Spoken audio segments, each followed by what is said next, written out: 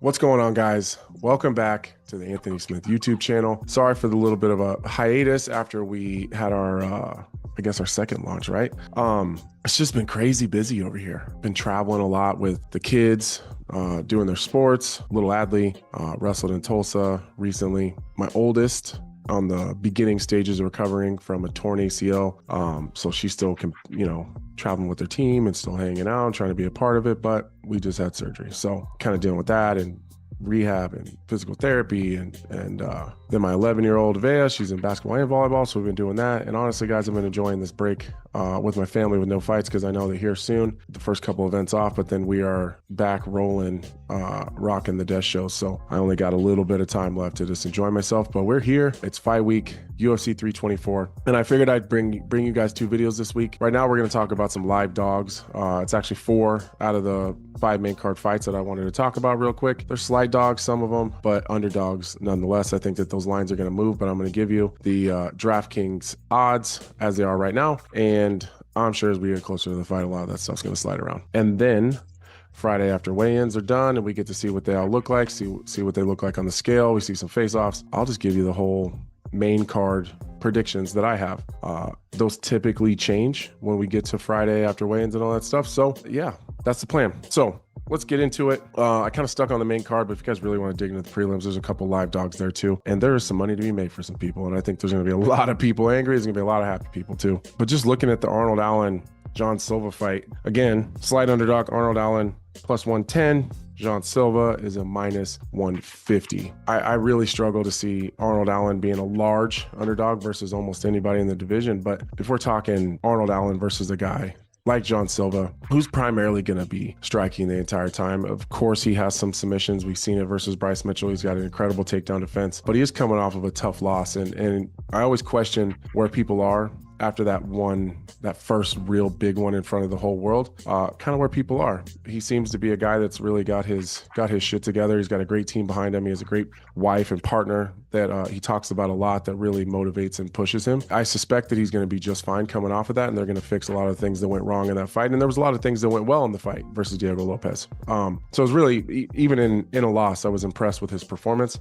But Arnold Allen is a live dog. He's got incredible striking. He's got really good footwork. He's educated. He's defensively responsible. We did see him hurt in the Movsar fight, but I think you get a guy that's wrestling as heavy as Movsar is, that you do take your eye off of the ball a little bit when it comes to the striking, but he's educated in the grappling as well. He's got a good jiu-jitsu game. I think it's very underrated. I think that his takedowns are also underrated. And if he wants to win this fight, I would imagine that his team is going to be looking to at least threaten the takedown and give John Silva something else to worry about. You can't get in a kickboxing fight with a guy that's that dynamic and that powerful and that explosive and has that kind of speed. You got to mix it up with a guy like that. So I do lean John Silva, but that's not saying that Arnold Allen doesn't have a path to win, and that's why these odds are so close.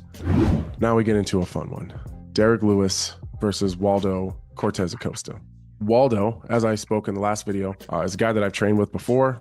Really, really dangerous, really fast striker, especially for his size. He's going to primarily be a boxer, but he is willing to kick and can when he needs to. I would probably look to him to be kicking in this fight. If I was fighting Derrick Lewis, I would definitely be leg kick heavy and try to slow down his movement a little bit. That's a big guy, and he does move pretty well for as big as he is. But Derrick Lewis is a plus 150 underdog. Waldo is a minus 205 favorite. But like I talked about in the last video, if Waldo stays on the outside and maybe tries to slow this fight down and doesn't make it as exciting as I think a lot of us are hoping it's going to be, I can see him, kind of cruising his way to a win without taking a whole lot of damage and not really engaging Derrick in one of those firefights.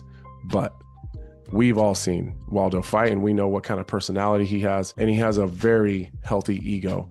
And I don't see him really letting anybody kind of chase him around. He's not going to run from anybody. That said, we have seen him stick to a game plan. We've, with, what was the guy's name? Despain, the big ass Taekwondo guy. We've seen him stick to a game plan, not engage in the striking with a guy that's that dangerous and powerful, look to get takedowns and control him from the top. So he does have the ability to do that. you know, I've trained with him. He has an underrated grappling game. He can absolutely wrestle. He's hard to take down, and he's just an athlete. This guy would be successful at anything that he does. Is he 265 pounds with six-pack abs? No, but that's not all that makes up an athlete. So again, Derrick Lewis, live dog in any single fight he's ever going to be in. I joked earlier that if Derrick Lewis got a clean shot on an elephant, he'd put it to his knees. And that's just the type of power that guy has. Obviously, that's just me being stupid. But if he catches anybody in MMA, it doesn't matter who it is. If he lands a clean shot, he's going to put you out. I think what makes him more live in this fight than others is Waldo's ability to probably pick him apart from the outside and just stay safe and be really technical, but his tendency to want to get into firefights and to kind of flex on people, and he doesn't want to be pushed around. He's not going to be bullied. Sometimes that can work against you. So if he doesn't stick to a game plan like that and avoid those firefights with Derrick Lewis, it could be a very short night for Waldo. Again, I do lean Waldo because of his technical ability, and maybe that's me being biased because I have trained with him, so I know what he's capable of. But just from the outside looking in, that's how I see it. Sean O'Malley, Song Yadong. I don't think we got to get too much into that one. It's a very, very close fight. Sean O'Malley, slight underdog, but as live as it gets. Aside from the technical aspect of this fight, we know what both these guys bring to the table. Sean O'Malley is an amazing, dynamic, long-range striker. Great elbows, great punches, knees, kicks, fights really well out of both stances. Really dangerous jiu-jitsu game if you really dig into it. But in MMA, the bottom game is not necessarily where people are going to be most successful. And I think that's where he's probably better when it comes to jiu-jitsu. And you don't really want to be stuck on your back with a guy like Song, who's really fundamentally sound. He's training with Team Alpha Male and has for a very long time. He has very good wrestling and jiu-jitsu. So at the bare minimum, if Song ends up on top, he's probably going to control that position. Maybe O'Malley can create some scrambles and get back to his feet, but I think where O'Malley's going to do his best work is going to be on his feet, and he's going to have to establish the range. He's going to have to keep him on the outside, and he's going to have a little bit better footwork than he's had before. And I don't mean better as in he needs to advance it further than what it was. I think he just needs to do it more. Kind of in the Merab fight, he did kind of get stuck in mud a little bit and didn't move his feet as much as he wanted to, or probably wanted to, I would guess, and just got stuck a little bit. I do think that the title changing hands probably motivates him, especially having a win over the current champion. It opens the door. You have 2 losses to the current champion, and it's hard to really see a path back to the title. Well, when Merab loses that title, that really opens up a door for Sean O'Malley. So I think moving forward, you guys are going to hear me talk a lot about maybe the intangibles and the things that we can't necessarily put on paper.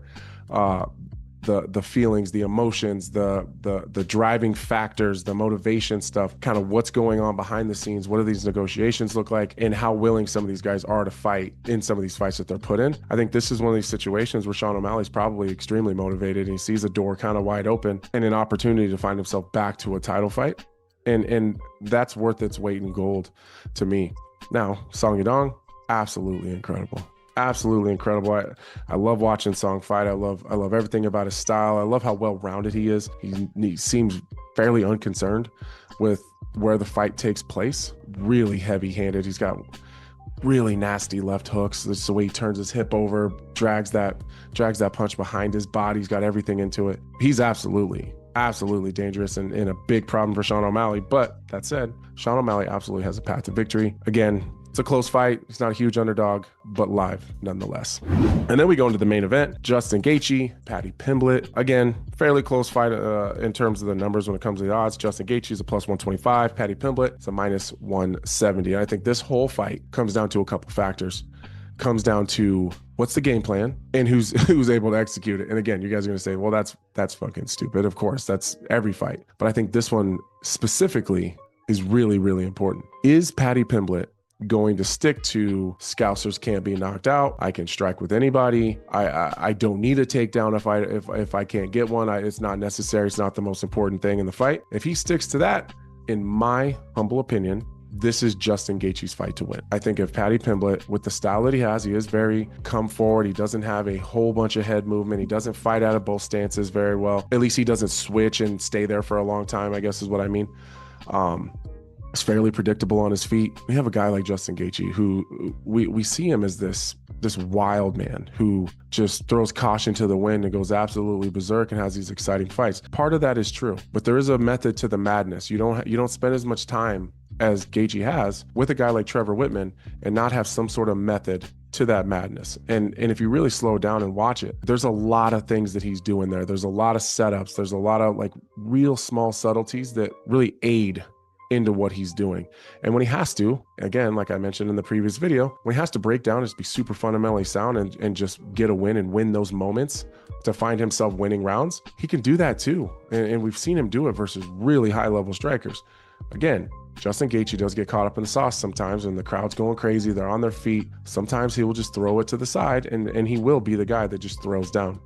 I think in this moment though, this is, again, it sounds stupid because it's a title fight, but this is the most important moment in Justin Gaethje's career. He has a very winnable fight to put himself as the interim champion, but if he loses and doesn't get the ticket to fight the undisputed champion in Ilia Topuria, this will be the last time you guys see Justin Gaethje in a title fight, interim or undisputed. Will likely be the last time, and he's very aware of that as well. Paddy Pimblett likely can find himself in that position again, even coming off of a loss. He's still young. He's got a lot of tread left on the tires. He hasn't taken a bunch of damage, and he's got a good team behind him, and they'll find a pathway back to it if that's what he wants to do. But Justin is kind of in a do or die situation. That said, I think he's going to be the best version we've ever seen. I do believe that Paddy Pimblett has to get a takedown or at least threaten them often to be successful in this fight. Justin Gaethje is a decorated wrestler, and we haven't seen it offensively, but defensively, he is absolutely able to hang with some of the best wrestlers in the UFC. I've seen it. I've seen him do it in the gym. We've seen it in fights before. He has those abilities. And I think if he's ever going to use them, and he's ever going to need them, right now is the time. Because if I'm Paddy Pimblett and I'm his team, I'm not. Obviously better than I am. You gotta find a way to ground Justin Gaethje. Justin Gaethje is not nearly as dangerous from his back. Can you keep him there? It's a whole nother story. It's a whole nother problem, is keeping him there, keeping the scrambles to a minimum, being able to take him down controlled to where he can't hit the ground and scramble. Justin Gaethje is the epitome of when you get taken down, you're already halfway back up. He is so good at creating scrambles, even on his way down. If you take him down, he needs to be slow and controlled. Easier said than done, right? That's what makes Justin Gaethje a live dog. A lot of it's his mentality, a lot of it is the opportunity. But if he can defend takedowns and continue to make Paddy Pimblett pay for it each and every time he attempts one, I think we're going to see Paddy Pimblett banged up. What do I know?